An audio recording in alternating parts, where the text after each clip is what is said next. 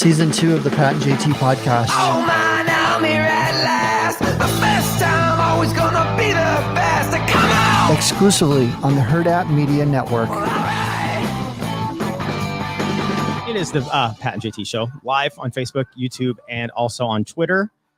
And did you guys hear while we were doing a little countdown there, like a little weird. Oh, I got to unmute you guys. Hold on. I had to unmute Johnny's mic because it sounded like he was in the forest. And then like a little weird little noise, like a screenshot noise. Okay, good. Because I had to take a screenshot of the green room of our little online thingy here because with John's hat and everybody drinking coffee, it was just a clown show. So that may be the start for today. I was just thinking as the intro was playing, I'm like, okay, it's been 3 years, over 3 years we've been doing this podcast. When does season 3 start? I don't know. Actually, that's funny. I thought about that the other day thinking I should just pull that out and just whatever. We've been season 2 since late 2019. Why change it? It's like a high school TV show where you're in 9th grade for 4 seasons. Yes. Right. Yes. That's but meanwhile, they went from 14 to 18 and you could tell. Exactly. Speaking of 14 to 18, what's with the feather, dude?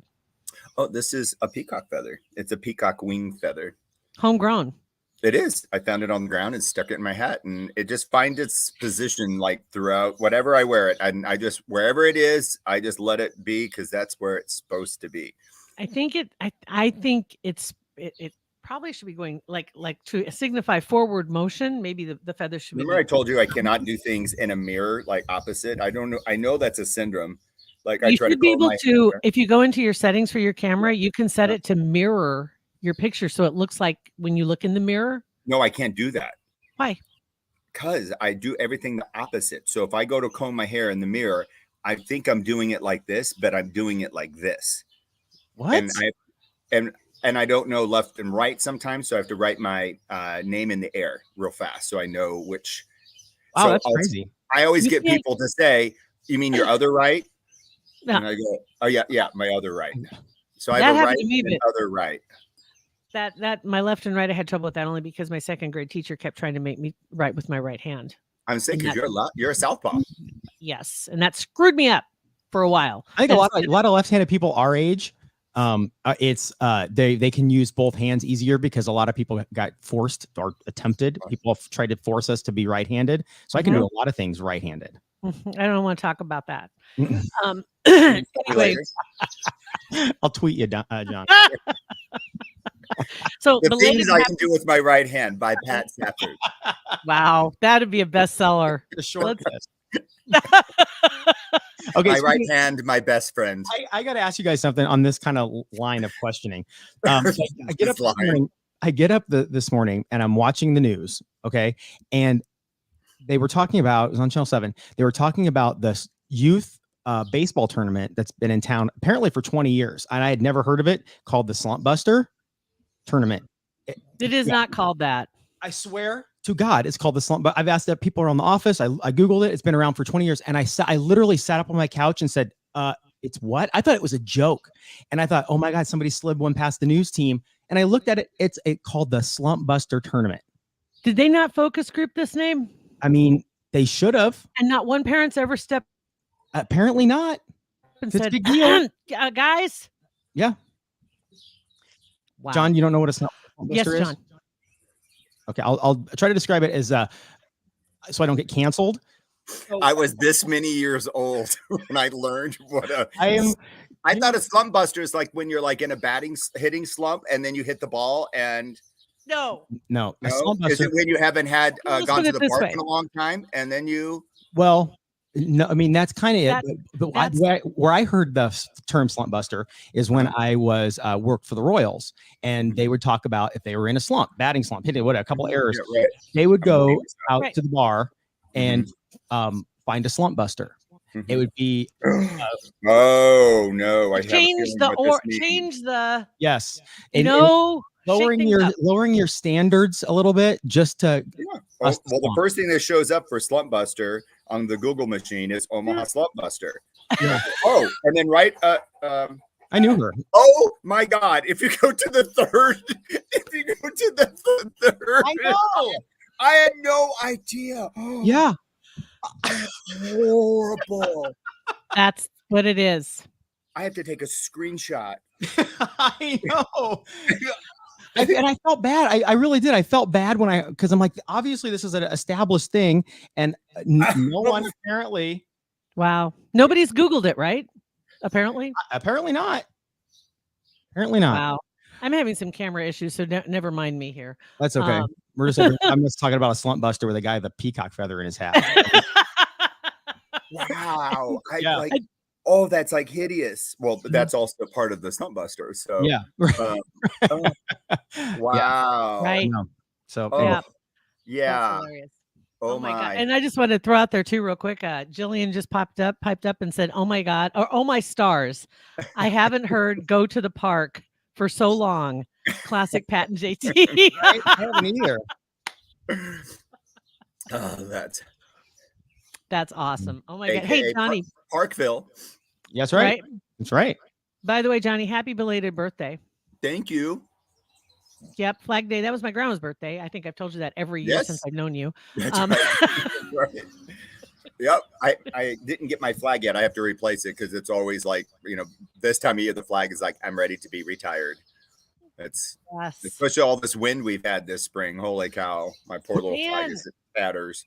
I didn't realize how bad it was. A couple of friends out by Murdoch, they had like that over 100 mile an hour straight line winds, I guess, the night when we had loud storms here. Yeah. But It's been crazy. bonkers. My goodness. Yeah. Yeah. What'd you do Right for Really your birthday? has. Let's see here. What did we do? Well, gosh, what did we do? We did something. You know what? When you get this old, like you just got, like, Right. I can't remember. And it was like 3 days ago. Didn't you go do something like on Saturday or Sunday? You went dancing. What's that? Didn't you go do something like on Saturday or Sunday? Like Sunday, dance? we had a little shindig. Yeah. Yeah. Okay. So that was Oh my God. Well, were we going to have John tell another one of his stories? Because it's Well, been we a few weeks. I don't Yeah. remember. It was 3 weeks ago. We were talking about boot camp. Oh my gosh. You know what? It's Listen- Pride Month, so it's perfect. We're right smack dab in the middle of Pride Month. So are you ready for me to launch into it now? Absolutely. That's it. We Okay. just to kind of, if somebody isn't familiar with you Yeah. grew just like kind of start with, I mean, you grew up in Omaha, your Yep. dad was a teacher and Yep. just kind of stuff like that. But then So kind yeah. of a few steps back. So my grandfather was a chief warrant officer 4 in the Army. He jumped on D-Day.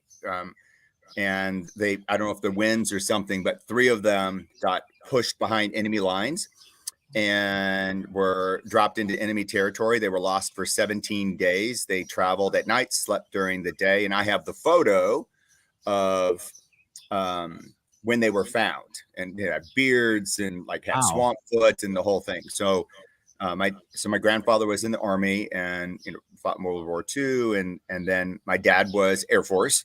And he was in Vietnam, and he lied about his age. He was 17 when he joined. And one of his jobs was to hand out cigarettes, and that's how he ended up getting addicted to them. And that's what took him out, which, still pisses me off. But he was in the military for 12 years and then decided he wanted to be a school teacher. And so he went to school part-time and then eventually got to the point where he was ready to student teach. So he dropped out of the military. So, hold on, a little side note. Somebody's got a little echo on their mic. I can hear a little echo. Maybe Johnny, your speakers might be up a little loud or something. Maybe I can hear an echo when we talk. Okay, maybe it's. I just wanted my God, he looks like right now. He looks like a chicken getting ready to peck on the. He's just like,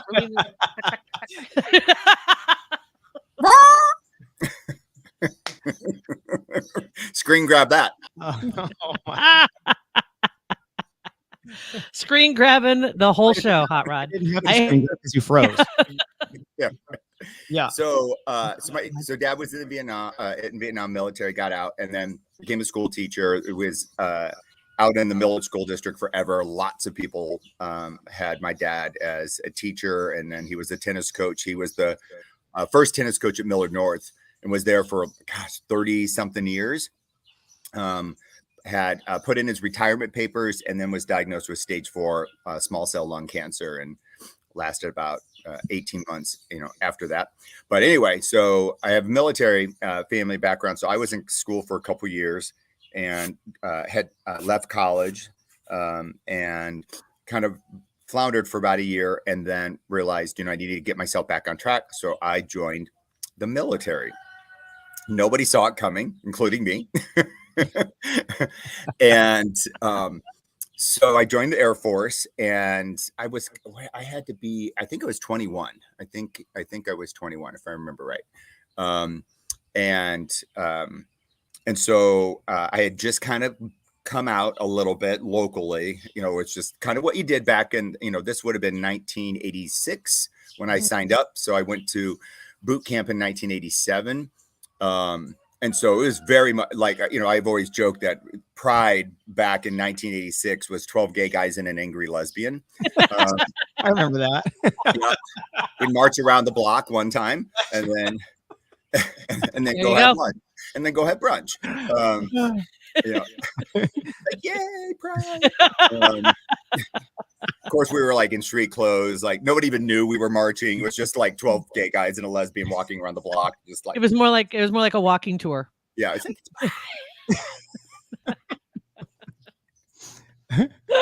That's awesome. Oh my God. So then, so anyway, so I had this little group of friends, and so I joined the military. Told them I would join the military, and of course, they were all like shocked and everything. And so they threw me a going away party to the military. And so my full intention was to go to the party, get home at a decent time and prepare myself for boot camp, and have everything, ready to go. And so, well, that didn't happen. It was just like we were drinking and partying. And so I was wearing a little cut off sleeve, like I had taken a flannel shirt and cut off the sleeves, and it was like pink and maroon, and it was very, very gay, and had little, like little fringe around the, where it was cut. It was, real cute. And I had a pair of maroon 501 jeans on with little gray half boots that zipped up on the side. And oh my gosh! And the jeans were kind of rolled up a little bit at the end, and they had a little gray belt. Yeah, it was 1986. They had to be. Yeah, exactly. And then a little gray belt, one of those little thin belts that was like, to like tie off the whole thing. And I had a little straw cowboy hat to go along, to complete the entire outfit. Yeah. So I realized now it's getting to the wee hours of the morning, and I don't have time to go home. I pack my stuff. So I literally have to go to the airport in my outfit because I don't have time and I can't miss my flight because I'm going to be going to boot camp. So what they did is boot camp didn't officially start till Monday, but they got us for an extra 3 days because they flew us in on Friday. And so when I get there, get on the plane, and first thing they take you to Lackland Air Force Base, and boot camp is on. Like it's like the real deal. Like everything you see in on TV and in movies is 100% true. I always think of Officer and a Gentleman when you first right and yelling at each other, and then they show him at the end of the movie when he's leaving. He sees the new recruits coming in, and they yell the same crap at all the same. Right? Yeah. Right. Except for me, I was thinking more Private Benjamin. So. Yeah, you were. so that's what you were hoping for. I was in Private Benjamin mode, not Officer and a Gentleman mode. No Saving Private Ryan or Saving Ryan's Parts or whatever it is. Can I just want to say right now, Carmen just said that would still be a cute outfit today. It would be. Thank you very much. There you go. I might have to recreate it. And it was Shaving Ryan's Privates is what it was called. It's a golf film. Right. You've so been we get there, and I am in full Goldie Hawn mode. I mean, I'm like going to boot camp. It's gonna be fun, and so I get there, and the moment we get off the bus, they are screaming at us, like screaming in our face, like they hate us, like bulging veins and eyes and spittle and like everything. And, you know, they're calling you names and you're like, you can't like think. I mean, you're like going from like trepidation to terror in like 1 second. And even with my boots, you know, I was never a tall guy. So they get us in line and they're there and I'm in my little sassy outfit. Right there, quaking in my little gray half boots. And so they've got us all lined up and I'm just like, going in. So they bring us into our barracks and so they bring us into, hold on, I got to show you this real quick. Pedro, are you showing off back there? There. That's actually probably what John looked like in at boot camp. When he's like, this is exactly what it was. Pedro's like, was it like this, John? Were you like this? And I'm like, yes, yep. Pedro, I was just like that. That's exactly. So we get there and they put us in these lines, and then you have a number on your locker, and they want you to put your nose on your locker, but I'm too short. I cannot reach. And tall guys, their nose is like right up against the locker, so they're fine. And I'm in my little half boots, you know, perky little butt, and like trying to just reach up there and like touch it, and I can't. And they're like in my face, screaming, "Touch the number, touch the number!" Ah! I'm like, I can't, sir, I can't touch the number. I'm like just a hot mess. I'm like, oh, my mom. I'm like. And I'm just in this gayest outfit. And I'm like, what have I done? I'm like, this isn't where fun. are the yachts and the fun planes that I get to ride in? Like, when does that part happen? The recruiter lied. Everybody lied to me. So I got revenge.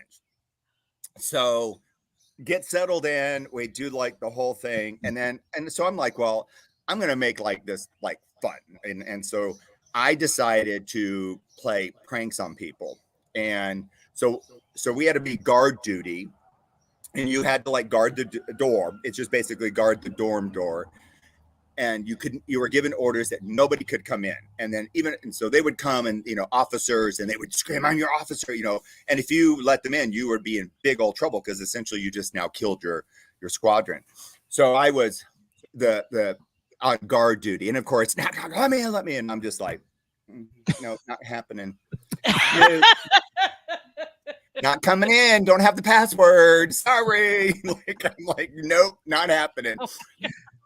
And so we got through like all that, and then like within the first week, we're marching, and now we're in our little outfits, and like and I'm like looking good, my head shaved, I'm in my in my fatigues, and we're marching. Well, I was at the end of the line, and we're marching. And this drill sergeant, hand to God, gets up behind me. He says, what did he say? Did he call me boy? What was the word he used? Yeah, boy. I think he said boy. You come up by and say, boy, if you don't get that sugar out of your tank. And I was like, inside I was like, well, thank you. Thank you for noticing. Thanks for noticing. About that. That's he funny. did scream at me, if you don't get that sugar out of your tank. Oh my God. I can only imagine that you were adding a little stuff. Writing my friends, and I'm telling them all of this stuff. I wish they had the letters to this day. I'm like, because my letters, because I didn't think anybody would read them. I mean, it was probably like prison where they did read all your letters, but I was like, you're not going to believe all this stuff that happened, and told, relayed the story about getting the sugar out of my tank. Well, one night we were there, and I was on guard duty. And there was this kid that would snore. So I would take toilet paper and roll them into like little joints, and I would shove them up his nose, and he would stop snoring. And then his mouth would open and he would breathe normal. And this kid never knew who was like shoving like toilet paper cigarettes up his nose but everybody was like, wise move, whoever that was. Well, on one of those little reconnaissance journeys of stuffing toilet paper in his nose, I decided to take my Sharpie and color the tips of everybody's noses black. Oh my God. So when they were sleeping, I went up to an entire row, because they were in 4. So your bunks were in 4 groups. I think there were maybe 32 of us in there. I can't remember, something like that. But there was probably 6 to 8 people. I went and just drew a black Sharpie on the end of an entire row of soldiers. So when revelry comes, do all that stuff. It's like 4:30 in the morning. You can't even think. And you basically have your clothes so you can jump into them. Like you have like 4 minutes from the time it goes to be in line and in formation. So I get there. You had to brush your teeth? Oh, nothing. Like you just like go. Yeah. Like you brush them after breakfast. And so you're like jumping in line, and we get out there, and this entire row has black dots, and these drill sergeants lost their ever loving mind. I mean, and then I was scared because and they were trying to get like who did it, like cough it up, like, and so we were like marching, we were doing push-ups, like we were, and I never said a word. Did you sing? Oh, you didn't? Good. No, not until we left the base and on the way to go to our graduate schools, I fessed up all the pranks. So that was one of them. And my last big one I did was there were two guys. One guy was like probably 6'4", and the other guy was like Filipino, and he was like 5'4". And I switched their clothes the very last minute. That's genius. I switched their clothes. So can I just say something real quick? I'm seeing visions of A Few Good Men. And you're lucky you're alive. Did you order the very lucky. Oh, wait, I forgot another one. My bunkmate next to me, I sewed his sock to the sheet because you would wear your socks to bed. I sewed the sock, so when he got up in the morning to put his pants on, his sheet was sewed to the tip of his sock because you had little sewing kits in case like something got torn. Yeah. And so he gets up and he tries to put his pants on, and his sheet is like sticking out of the bottom, like it's like got halfway up before he realized, and he couldn't figure out. And he was like, all the cussing, he's like taking it off.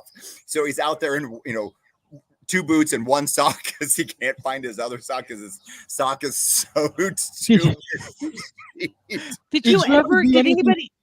Oh, go ahead. Sorry. I was just gonna say, did anybody ever do anything back to you? No, because nobody knew it was me. So we were on the bus. So anyway, so when the guy switched clothes, so the tall guy, he can't get him past his knees.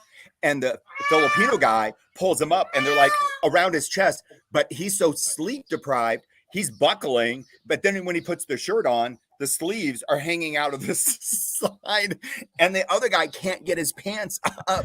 But your brain is not computing because now we've been doing this for 6 weeks. This was the last night we were there that I did this. And then they figured out their clothes were switched, and they were scrambling around. So we were on the bus on the way to be taken to our different places. And and people were like just reminiscing, and they were like, who do you think it was? And then finally I was like, I did it. Did you say to nobody knew it was me? Like I was never even on the radar. When you did the black thing on the nose. Yeah. Did everybody notice you were the only one that didn't have black on your nose? No, there were 4 rows. So I did an entire row. So 3 of the rows did not have. Oh, okay. And so you had Sharpies because you had to write your name in your underwear. You had to you mark your t-shirts, your underwear, everything would have your last name in it. So then when they threw all the clothes in the washer, you would just, Carol, Smith, whatever it was. Did you ever do anything to yourself to kind of throw anybody off the track if they had thought it was you? Okay. No. Of course not. No. Yeah. All of that is 1,000,000,000% true. Like I did every single one of those things. But the worst part of the boot camp was that first weekend when we got there, and I was in that god awful outfit for 3 days. And that's right. That's just in case people breezed over that, because you got there on you Friday. had no other clothes. We didn't get the teach until Monday. So I was marching around Lackland Air Force Base for 3 days in that little outfit. Like I don't know how they didn't throw me out initially, because there was no don't ask, don't tell. I'm sure they all had my number tagged that I showed up on my little disco outfit. Why? Because even if they didn't have to ask, you didn't have to tell. No, you're close. When he told me to get the sugar out of my tank, I mean, he knew. But what happened is when we got there, you finally got to shave Monday morning, but you had literally 5 minutes to S, and S. And we got in there, and this kid just was panicking, and he just took this huge chunk off of the top of his lip, and he came in literally he's got a wad of toilet paper, and we're sitting basically on tile floor, Indian style. There's no chairs, you're sitting on the floor for these 3 days, and cleaning bathrooms and doing, they're just breaking you down. So this poor kid, and it got infected, and like half his face like Oh. all blew up, and he got medically discharged out. He was like gone. Oh, that's rough. Poor kid. I know, because he had a horrible shaving accident. Oh. He got kicked out of the military. And how And embarrassing! meanwhile, To, my little like my little gay ass and my little like forever disco he's ended up and he being. has, I got selected as the leader. I was the red rope. Within 3 weeks, I was marching 800 people to and from our classes in your advanced training. Within 2 weeks, I went from green rope. I was green rope for like a week. I was a yellow rope for 3 days, and I was red rope for the rest of the time. And so I was marching 800 people in front of generals during these parades that you would do. And we won 3 weeks in a row because there's some rhythm in there, girl. I was going to say, was there sugar in the tank? Oh yeah, Was and there- when we get off away from the campus, we were doing these slide steps because there's gravel, and we did all this stuff. And I did get called in the office because somebody heard us doing it, but we were almost doing like the electric slide, but like 800 That is awesome. people, and it was like these step, almost like little steppers. And we Again, would just come like up with the these movie. little marches, but only in a small zone because you had to be far away from base, but not too close to where the graduate was. So essentially, we had to walk through like a neighborhood. So you had like a half a mile, and then we would like play and like do these like step things, and then everybody would just riff off each other, and then somebody told on us. So it was Private Benjamin It was 100%. for a little bit. It was, That's funny. I forgot about all that stuff. and that's my Air awesome. Force story. Okay, now let me go back here because you mentioned about the letters that you wrote home to everybody and hoping that somebody has them somewhere. Just a real quick short story that's the only thing that it relates to yours is that just the other day my mom brought me more of my crap that they don't want to store anymore, and so she brought me a couple. There was a letter jacket. There was my high school cheerleading coat. There was my FFA jacket from high school. And a couple other things. And in one of the pockets, I found a letter that was written to me by one of my girlfriends. And it was, you know how they would fold them up in a square Yes. and then tuck it in on the side. Right? I should have it here, but it's on the counter. And I opened it up and read it, and it's hilarious. I mean, but she wrote it had to have been when I was in like a junior or senior. I think I might Are you have going to been. read it on air? No, I'm not going to read it word for because it would embarrass her part of it, and I don't want to do that to her. But Oh, I would just love to hear what like little 9th grade JT Okay. had to say. but Oh my she God. was writing to me because Can you read like a paragraph at least? I'll give you the gist. The impetus for Okay. the letter, because we'll leave the embarrassing stuff out. But the impetus was that she thought I was mad at her because Mhm. I'm talking to her. And so she said she was writing to say she was sorry for the way she'd been acting herself because she had thought that I was kind of blowing her off. And she said that she realized, and so she decided she was going to blow me off, but I didn't notice. And so, and so she was, and so Backfired. she was like, so I thought I was going to blow you off and just not pay attention, but you didn't notice. And so I realized how childish I was being. And so Poor girl. Do you I was like me? Yes or no? I was like, how awful. She was trying to make me jealous or mad or feel, and I didn't even notice she was doing it, I guess. I feel That's bad. awesome. Oh, that is That's how awesome. cool you were. Or unaware. Same. Unaware. But anyway, yeah, I just found that note. So you never know when one of those letters might God, I pop hope- up. I hope one does, because it was like really like the only thing you could do, and so it was like an outlet, to write. And then there would be letters back, but I don't have them anymore. But oh yeah, there's some other military stories that might not be appropriate for These are this. fun. Maybe Before we'll we have- go, real quick, I want to run through the comments. Can you guys all see the comments on the side No. there, John? Up Oh, at the top, on the wait. top right. Oh no, let me click it. Hold on. Click on comments and roll through. There's some Oh, people. there they are. They've got some things to say to you, and some people are looking for a goat vet. Oh, Um, tell Rebecca. Hey, Rebecca Baker. Do me a favor. Instant message me on Facebook, and Pedro, can- pretty boy. I see that Yes. one. Also, or she says, "Are you for hire to castrate their buckling?" the hell I'm is actually that? going to be castrating 2 bucklings this weekend. That is So I going don't to know be how the far title of away this- you are, but You can have a party. Right. I'm That's not the a title of vet. this podcast today, castrating our bucklings. That's it. Tina just said good morning. Oh, Peter, he says that brief moment when the connection acts up, right as JT starts to tell us story. Right. I saw that. That just figures. I am just a walking connection problem this morning. And then what else we have?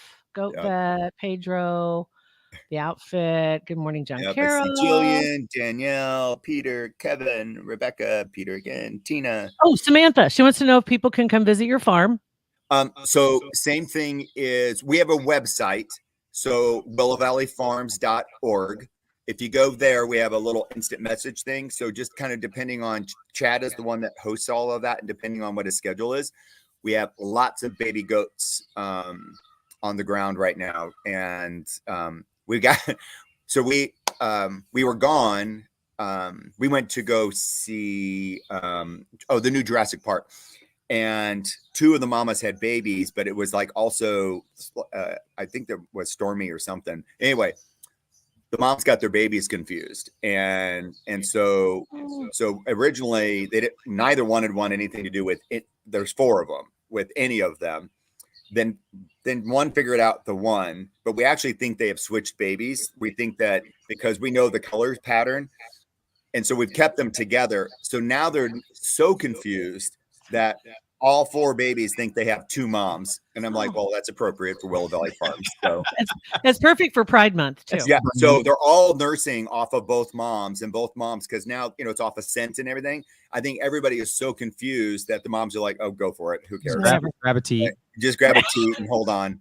So now we're going to have to keep them together for a few weeks, because I don't want them to get separated and then get confused again. Yeah. But we were bottle feeding one for like 3 days until she finally accepted him, and now he's just been like hitting it everywhere he can find one. So there you go. That also would be a good title for the podcast.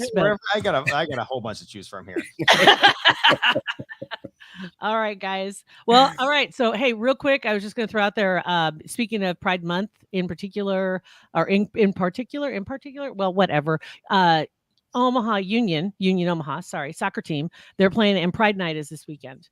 Yay. So if you get a chance to go out to a soccer game, and I always say it, and I know if you haven't been to a soccer game, you're going to be surprised if you weren't, like brought up around it. You don't know much about it.